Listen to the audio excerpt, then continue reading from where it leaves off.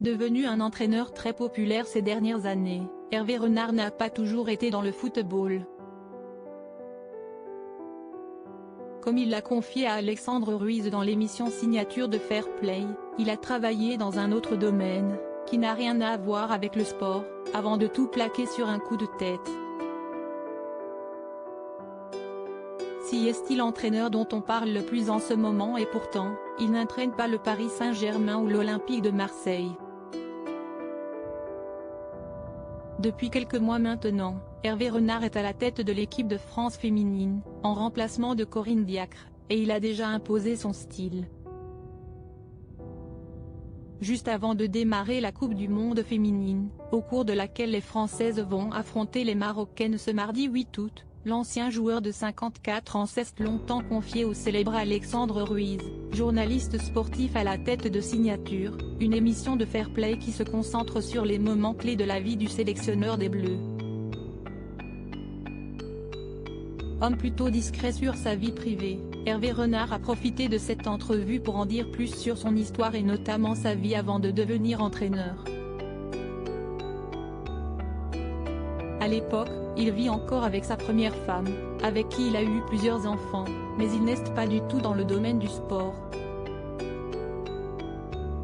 Après une rencontre fin 2001 avec le célèbre Claude Leroy, entraîneur français passé par de nombreux pays et qui lui propose de le rejoindre pour devenir son adjoint en Chine, il doit prendre une décision qui peut bouleverser sa vie. Là, si est une vie qui change. Déjà, j'ai une entreprise de nettoyage avec ma femme sur Cannes, raconte-t-il dans cette interview Vérité. Un domaine à l'opposé du monde du football donc, même si le natif d'Aix-les-Bains, Savoie, est à l'époque entraîneur du Sporting Club de Draguignan.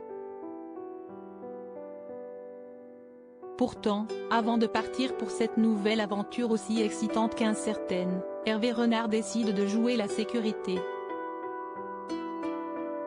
Avec ma femme, le plan est de garder l'entreprise pendant 1 an. On voit ce qu'il se passe, parce que le football, on ne sait pas ce qui peut se passer et au bout d'1 semaine, je l'appelle et je lui dis, tu vends tout. Elle me dit, mais si ça ne fonctionne pas? Mais non, je lui ai dit, ça va marcher, détaille le sélectionneur des Bleus. Une décision courageuse et payante pour Hervé Renard, désormais séparé de sa première femme et qui vit désormais une belle histoire avec Viviane Dieye. Devenu un entraîneur de renom, il va tout faire pour permettre à ses joueuses de battre le Maroc et d'aller le plus loin possible dans cette Coupe du Monde.